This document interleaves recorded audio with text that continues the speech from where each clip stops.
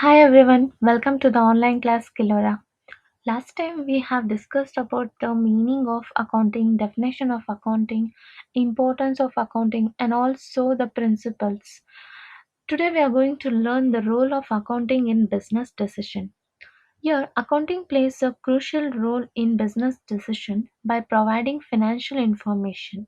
Here are several ways in which accounting contributes to business decision making. The first one is financial reporting. Accounting helps analyzing the financial health of the business by providing data on revenue, expenses, assets, and liabilities. The financial statements are income statement, balance sheet, and cash flow statement. Through these statements, they summarize the company financial performance and the financial position of the company, and also we can find the cash flow over a specific period. It helps the decision maker use these reports to assess the profitability and liquidity and overall financial health of the organization. The next one is budgeting and forecasting. Here, accounting provides historical financial data that can be used to create budgeting and forecasting. This budgeting helps business plan for future expenses, set financial targets, and allocate resources effectively. The next one is investment decision. Here, financial ratios are very important, like accounting information such as financial statement and ratios helps in evaluating the potential return on investment for various projects and ventures. It assists the decision maker in determining which investments are financially important for the organizational growth. The next one is cost analysis. Accounting tracks and categorizes the cost, allowing the business to assess the profitability of the product or service. By understanding this cost, the decision maker can identify the area of deduction and also identify the pricing strategy and resources allocated. The next one is performance evaluation. Accounting provides data for measuring the performance against predetermined benchmark.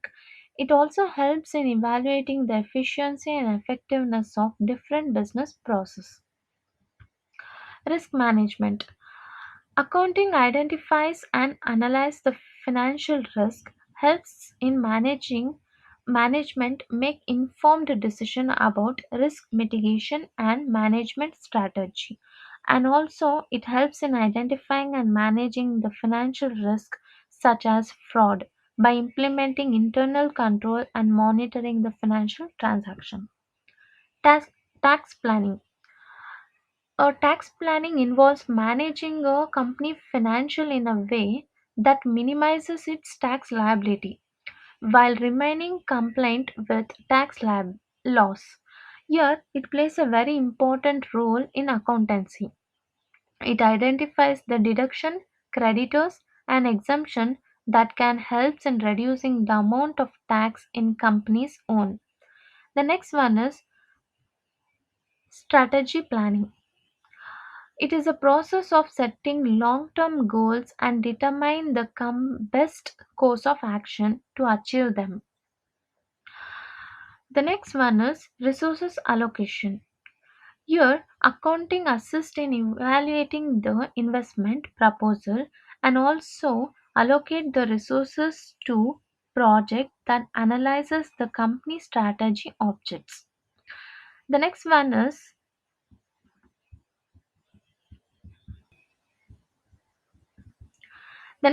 legal compliance. Regulatory legal compliance.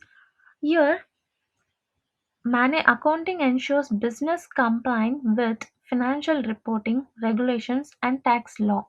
It helps in identifying and managing the financial risk, such as it reduces the risk of legal issues that may rise from the non-compliance. The next topic is bookkeeping. Let's know the meaning of bookkeeping. Bookkeeping is a systematic record analyzing and storing of financial transaction in a business. It is a fundamental process in accounting and involves the detailed and accurate documentary of financial activities within an organization. The primary purpose of bookkeeping is to create a reliable and chronological record of company financial transaction, providing the foundation of financial accounting and reporting. In a simple way, it is a process of recording, analyzing, and maintaining financial transaction and records of the book business. It involves keep tracking of income, expenses, assets and liabilities in a systematic and accurate manner. The main purpose of this is to create a reliable and chronological record of company financial transaction.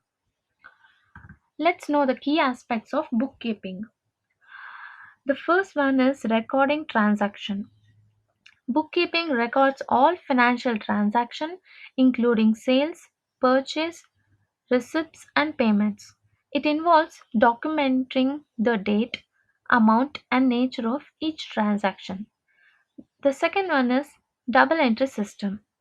It is a method of bookkeeping that ensures accuracy and integrity in recording the financial transaction. Here, it is based on the principle that each transaction has two sides, known as debit and credit. Each transaction is recorded in at least two accounts. One is debit account, another one is credit account. Here, the debit and credit are used to increase or decrease account balances depend on the nature of transaction. It follows an equation that is asset is equals to liability plus equity, which remains balanced. The next one is ledger. Individual accounts where financial transactions are recorded in a systematic and organized manner. Ledgers are physically booked where transactions are manually recorded. Each account has its own ledger and entries are made in a chronological which follows double entry system. The next is trial balance. It is a list of all the debit and credit balance of each account to make sure that they are in balanced. So, this is an internal check to identify any error in the recording process. Bank reconciliation. Bookkeeping reconciles the company bank statement with its internal record to ensure that a recorded transaction matches the bank record. Like all the recorded transactions which are record provided by your own bank. It is like a double checking to the checking to make sure everything matches up. The next one is financial statement. Second, financial statement. The reports, all the reports which are related to the financial statement, like income statement, balance sheet, cash flow statement, provides a snapshot of the company financial performance and position. The next one is compliance. It follows the rules, regulations, and standards set by an authority or organization. It is all about making sure that you are doing things in accordance with the established guidelines. It can apply to various areas like legal, compliance, and regulations, etc. The last one is audit support. Here, it is a process of conducted by an independent party to review and verify the financial records, transactions, and other relevant informations. It is ensured to be accuracy. It is ensured to be accurate, compliant with regulations, and to provide accuracy to the stakeholder. The next topic is double entry system. Double entry accounting system is a fundamental accounting method that ensures the accounting equations remain balanced. It follows an equation that is asset is equals to liability plus equity or asset is equals to liability plus equity. In double entry accounting, each transaction has equal and opposite effects on at least one two account. Each transaction involves both debit entry and credit entry, and the total debit must always equal the total credit. This system provides a systematic and accurate way to record financial transactions.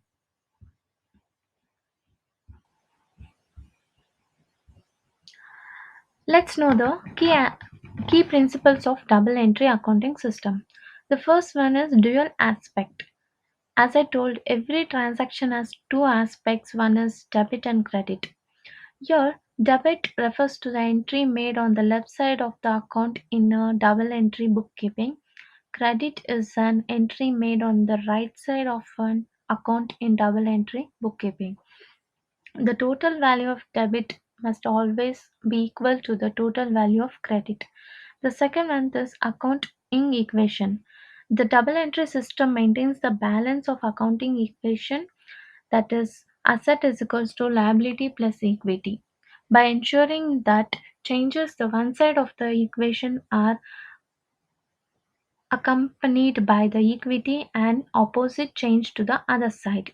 Your asset, which represents the what the company owns, like cash, inventory, properties, and the liabilities are the company debts and obligations, such as loan and account payable, and the equity is represents the owner stake in a company. The next one is debit and credit. As I told, debit are entries made on the right side of the account. Credit are the entries which are made on the left side of the sorry debit, which are the entries made on the left side of the account, and credit, which is made on the right side of the account. And instead of this, that indicates the increase or decrease of account balance. Here debit, which always increases the asset account and decreases the liability and equity account. Credit always decreases the asset account and increases the liability and equity account. The next one is asset, liability, and equity. As I told, assets, what the company owns, liabilities are the debts and obligations, and equities are the owner's stake in a company.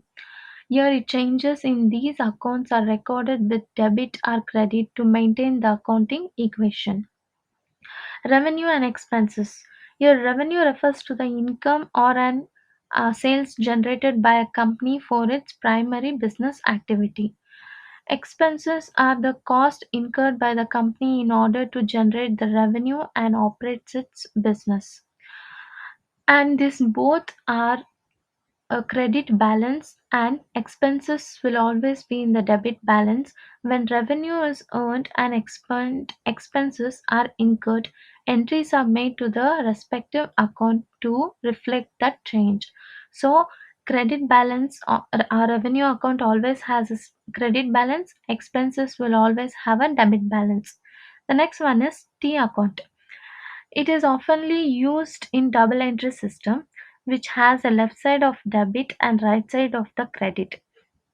Here, T balance always helps in visualize the flow of transaction and their impact on account balance. The next one is journal entry. Here, it refers to the record of financial transaction that the company makes. It's like a diary where all the business activities are recorded in a chronological order.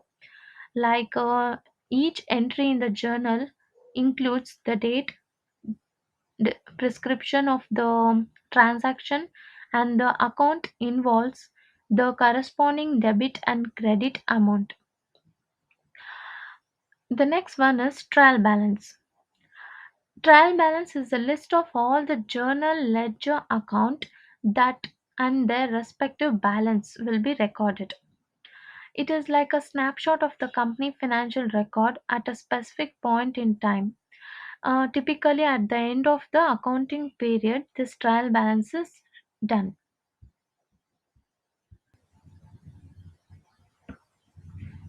The next topic is charts of accounts. Chart of accounts is a systematic listing of all the accounts used in the journal ledger of a company. It provides a structured way to organize and categorize the financial transaction by making it easy to record, track, and analyze the financial data.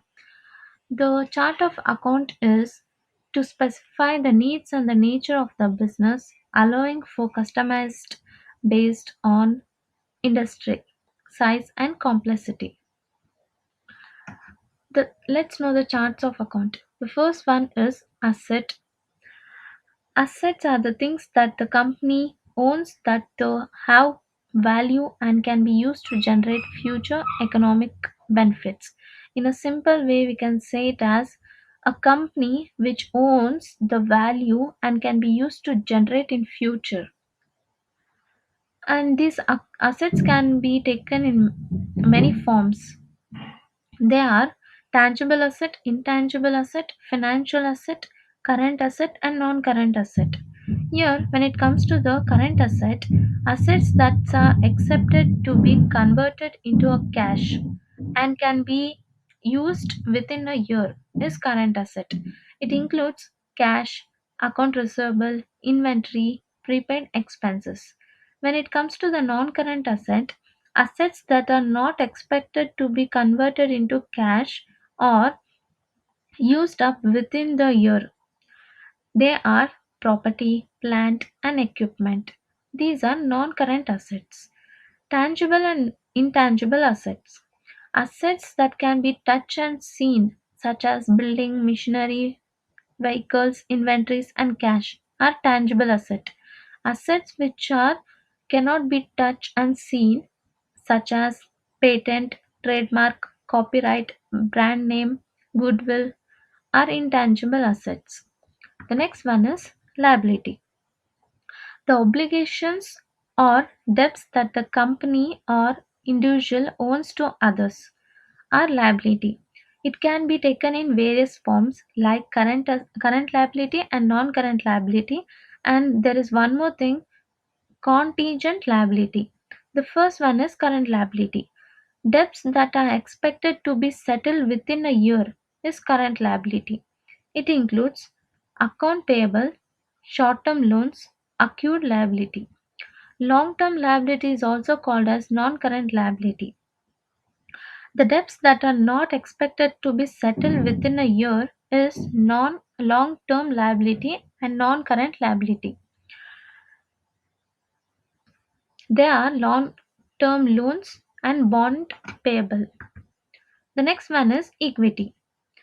As I told, the ownership interest in a company or residual claim on asset after reducing the liability. In a simple term, equity in which remains when you are subtracted all the debts, all the assets from the total value of the company assets. It represents the ownership stake or a share that individuals have in a business. It includes common stock, retained earning, additional pay in capital. The next one is income. Income is, as I told, it refers to the money or earned that the individual receive from various sources such as employment, investment, or business activity. It includes sales, service revenue, interest income, other income. The next one is cost of goods sold. Here, it refers to the direct cost incurred in producing the goods that the company sells. It includes the cost of material, labor, and other costs like manufacturing overheads, etc. They are directly tied to the creation of the product that the company sells.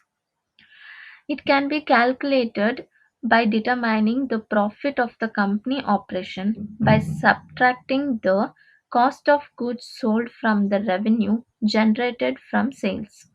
A company can calculate its gross profit. The next one is expenses. Here, the money spent or cost incurred by the individual in order to operate and maintain or support their activity. It includes selling expenses, general and administrative expenses, research and development expenses, depreciation expenses, and amortization expenses. The next topic is general ledger.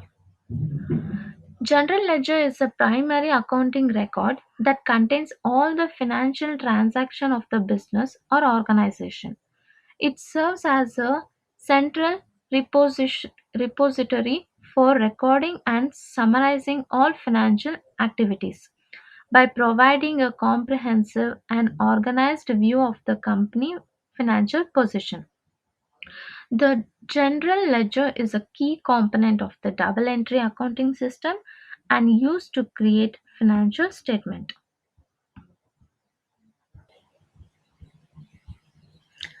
Let's know the function of general ledgers. The first one is recording transaction. The first thing you're gonna do is you start recording the transaction according to the double entry system. Each transaction involves at least two accounts. One is debit and another one is credit. And you'll start classifying the transaction according to them. Classification of accounting. Then you start categorizing each account in a general ledger are organized such as asset, liability, equity, income and expenses. And it classifies by helping in grouping similar transactions together for reporting and analysis. Then you start balancing the account balance. The general ledger maintains the balance of each account after recording the transaction. The balance indicates the current financial status of the company for each specific account.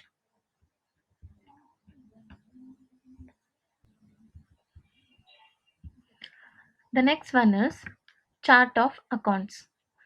The general ledger is organized based on company chart of account, which includes assets, liability, equity, income, and expenses. Each account in the chart will be corresponded to the unique account in the general ledger. The next one is trial balance. The accountant prepare a trial balance from the general ledger. The trial balance ensures that the total debt equal to the total credit. It provides an internal check for accuracy in recording transaction. The next you're gonna do is financial statement. After preparing the trial balance, it will be the base for the general ledger. Serve as a base for preparing the financial statement such as income statement, balance sheet and cash flow statement. The balance in the account are aggregated to the create this report. The next one is adjusting entries. It is necessary to ensure the accurate financial reporting are made in the general ledger. These entries includes accrual, deferral and other adjustment that need to be reflected in the financial statement. After that, you'll start closing the entries. At the end of the accounting period, that is 31st March to that year, closing entries are made in the journal ledger to transfer the temporary accounting balance, such as revenue, expenses account, to the permanent account, such as retained earnings. This process resets the account from the next accounting period. That is, it starts from 1st April of that year to the next year, March 31st. The next one is audit trail. The general ledger provides a detailed audit trail of all the financial transactions. This trial facilitates internal and external audit, allowing auditors to track and verify the accuracy of financial records.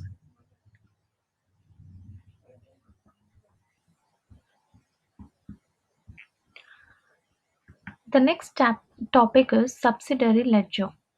Meaning of subsidiary ledger. A subsidiary ledger is a detailed supplementary accounting records that provides additional information and breakdowns for specific account in the general ledger. It serves as a supporting document to the general ledger, allowing for more detailed tracking of individual transactions, particularly for accounting with numeral subcategory.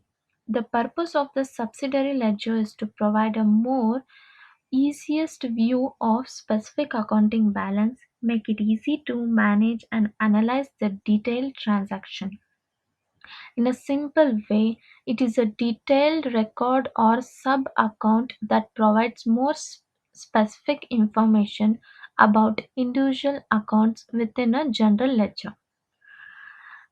In a Think of this way, like a general ledger is like a big book that contains all the account of a company. Meanwhile, the subsidiary ledger is like a small book that breaks down all the accounts into more specific categories.